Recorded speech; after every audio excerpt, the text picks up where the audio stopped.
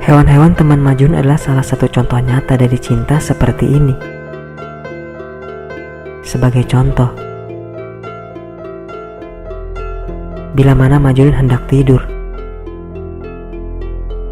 Rubah Gurun akan menyapu sebuah tempat sampai bersih dan terbebas dari duri dengan ekornya untuk menjadikan tempat tidur Majnun.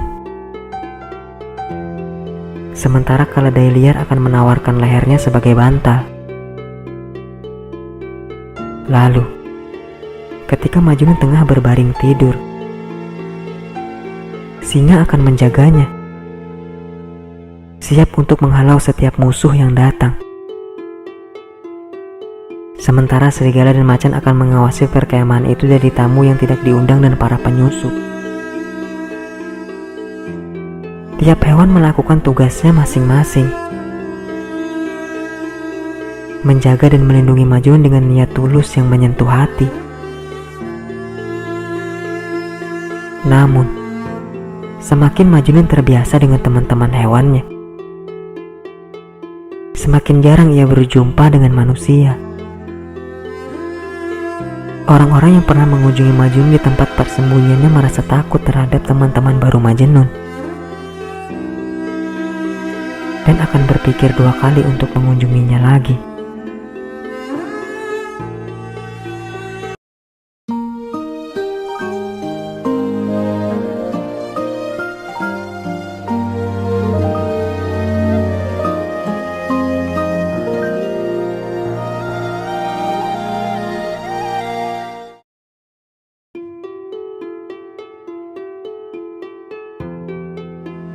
Untuk pertama kalinya, setidaknya dalam kertas, kau dan kekasihmu disatukan, tapi kau malah menyobek dirimu dari dia dan bahkan membuang namanya.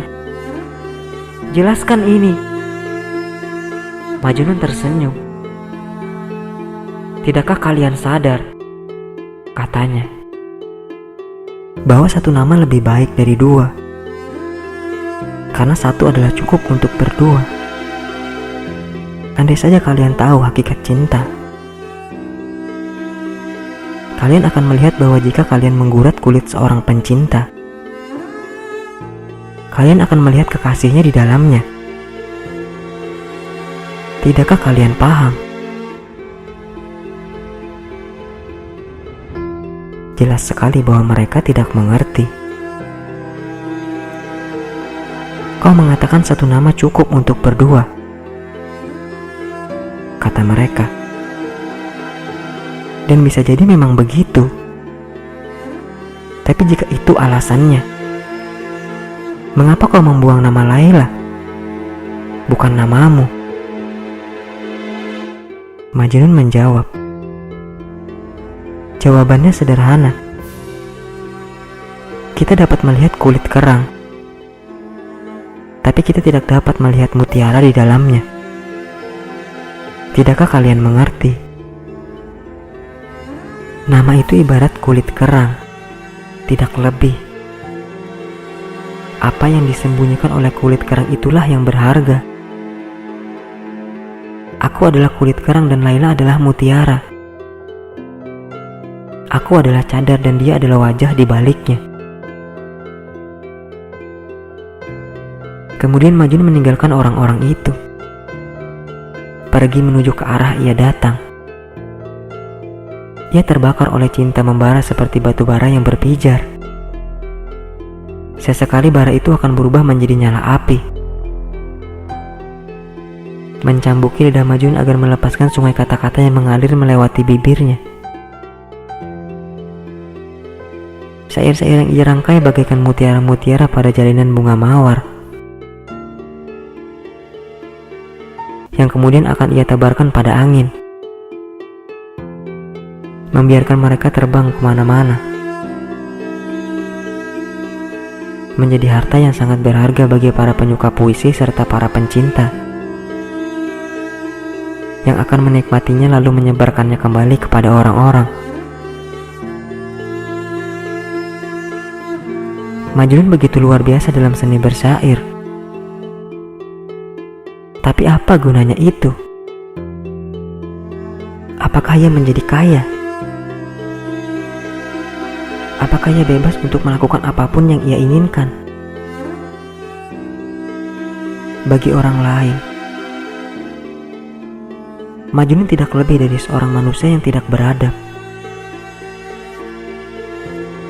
Seekor binatang liar yang harus dikasihani karena tercekik oleh ketragisan dan hukuman yang ditimbulkan dirinya sendiri. Namun Majnun tidak sendirian.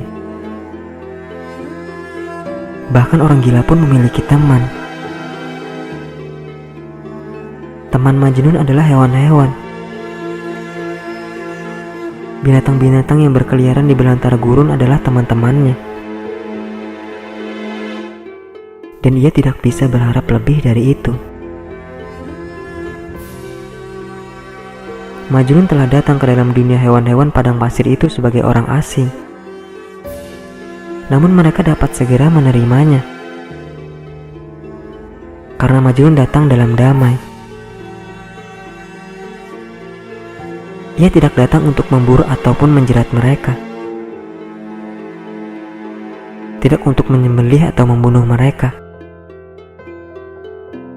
Ia telah merangkak ke dalam gua mereka dan tinggal di sana bukan sebagai musuh yang bengis, melainkan sebagai tamu yang santun. Mereka tidak melihat ada maksud jahat dari diri Majnun sehingga mereka menghormatinya. Bahkan, bisa jadi hewan-hewan itu mengira Majnun adalah sejenis mereka sendiri. Meski ini tidak seluruhnya benar. Mereka tahu secara naluri bahwa Majnun berbeda dari manusia lain. Ia memiliki sebuah kekuatan khusus. Kekuatan yang tidak ada kaitannya dengan kekuatan fisik atau ketajaman gigi seperti singa, macan, atau serigala gurun. Kekuatan Majnun ialah penguasaannya atas binatang-binatang itu. Terdapat pada kenyataan bahwa ia tidak pernah membunuh makhluk yang lebih lemah dari dirinya. Mereka bukanlah mangsa. Karena itu mereka merasa aman bersamanya. Awalnya mereka tidak dapat memahami orang asing ini. Makhluk apa dia? Yang kalau dia mau dapat dengan mudah membunuh mereka untuk dimakan, namun tidak melakukannya. Mengapa seperti ini? Siapakah yang dapat mengerti pikiran makhluk seperti ini? Dia mencari makan dari akar-akaran dan buah peri. Itu pun tidak terlalu banyak. Dia tidak menunjukkan tanda-tanda ketakutan bila mana dikelilingi oleh binatang-binatang buas yang dapat dengan mudah mencabiknya hingga menjadi serpihan, lalu berpesta pora di atas tulang belulangnya. Dan anehnya, Majnun tidak pernah diserang. Tidak sekalipun. Yang lebih mengejutkan lagi, ia sama sekali tidak pernah diancam atau ditakuti oleh satupun binatang buas. Hewan-hewan itu segera menjadi terbiasa dengan makhluk asing dari dunia manusia ini. Bila mana mereka melihatnya atau mencium baunya di udara, mereka akan mendatanginya dengan berjalan atau berlari, melata atau terbang, untuk berkumpul di sekelilingnya. Tidak lama kemudian Majnun memiliki banyak sekali teman-teman binatang dari beragam jenis dan ukuran.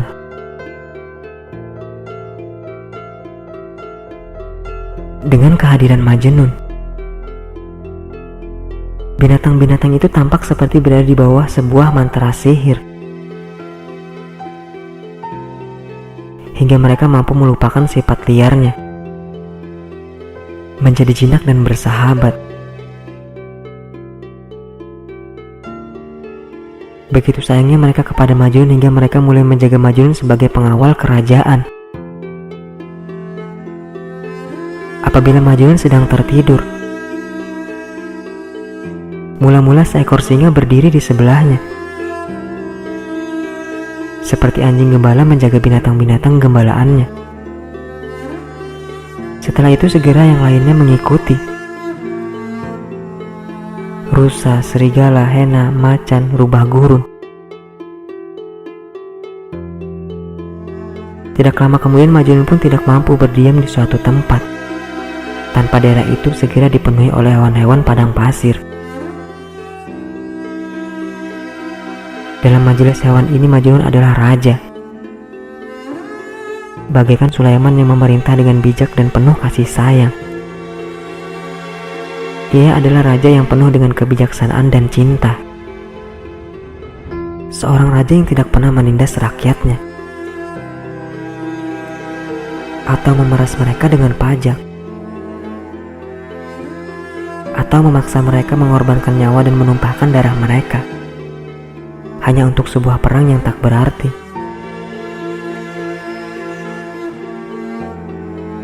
Dibimbing oleh contoh dari tuan mereka, hewan-hewan itu perlahan kehilangan nafsu pada darah serta kehilangan keinginan untuk membunuh. Serigala tidak lagi menyiksa kambing. Macan melindungi kijang. Induk singa menyusui anak rusa yang telah yatim. Dan rubah mengadakan perjanjian damai dengan kelinci. Pasukan binatang yang mengelilingi Majnun kemanapun ia pergi itu adalah sebuah pasukan yang penuh dengan kedamaian. Sebuah pasukan yang digerakkan oleh cinta kasih sayang dan persaudaraan. Cinta yang tulus seekor hewan terhadap tuannya seringkali melebihi kehebatan cinta seorang manusia kepada manusia lainnya. Hewan-hewan teman Majnun adalah salah satu contoh nyata dari cinta seperti ini. Sebagai contoh, bila mana Majnun hendak tidur, rubah gurun akan menyapu sebuah tempat sampai bersih dan terbebas dari duri dengan ekornya untuk menjadikan tempat tidur Majnun.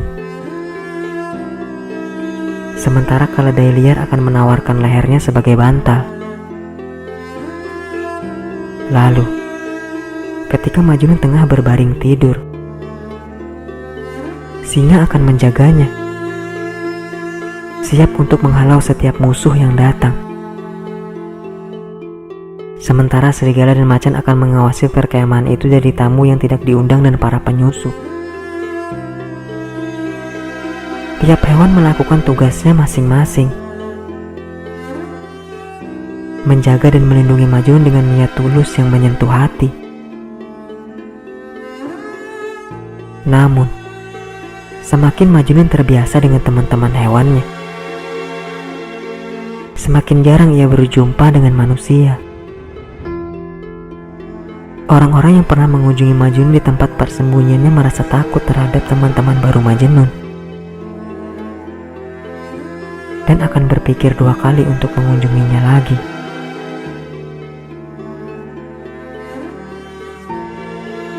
Bila Majnun muncul di suatu perkemahan atau oase, dengan hewan-hewannya mengekor di belakangnya, orang-orang akan berlari. Bila mana ada orang asing yang mendekati Majnun untuk berbicara dengannya, hewan-hewan itu akan menunjukkan taring mereka, kemudian mulai menggeram dan melolong sampai tuan mereka menenangkan dan menghilangkan kecurigaan mereka. Jika tidak, maka orang asing tersebut akan tersakiti oleh hewan-hewannya.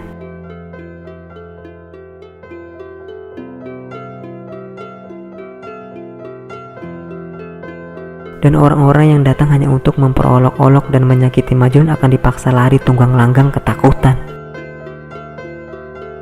oleh taring dan cakar yang tajam yang siap mengoyak mereka menjadi serpihan.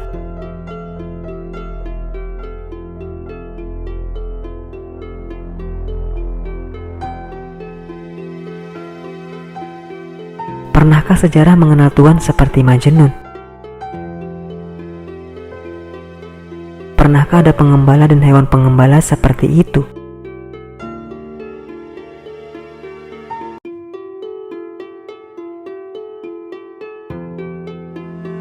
Ketika kisah Majnun dan teman-teman barunya sampai kepada orang-orang, mereka sulit mempercayainya.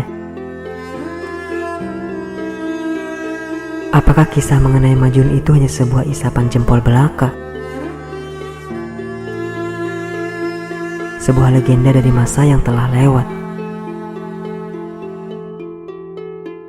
Banyak yang tidak percaya sampai mereka melihat dengan mata kepala mereka sendiri. Untuk itu mereka rela mengarungi gurun pasir agar bisa menyaksikan sendiri kebenaran berita itu.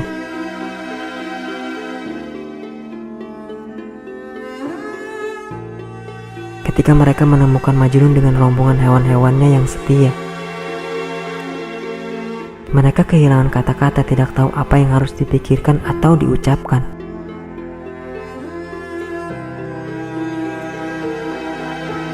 Dalam banyak peristiwa, ketakjuban mereka bercampur dengan rasa iba. Setelah mengetahui bahwa cintalah yang mengubah Majnun menjadi seperti itu, mereka akan membawakannya makanan dan minuman, mencoba beragam cara yang mereka tahu untuk meredakan penderitaannya.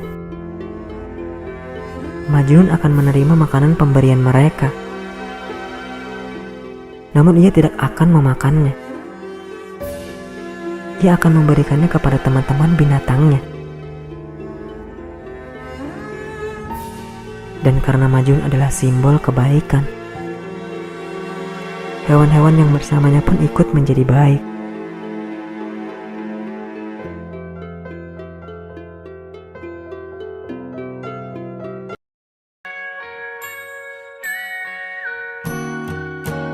You are my sunrise, you are the daylight, hide in the shadows of my mind.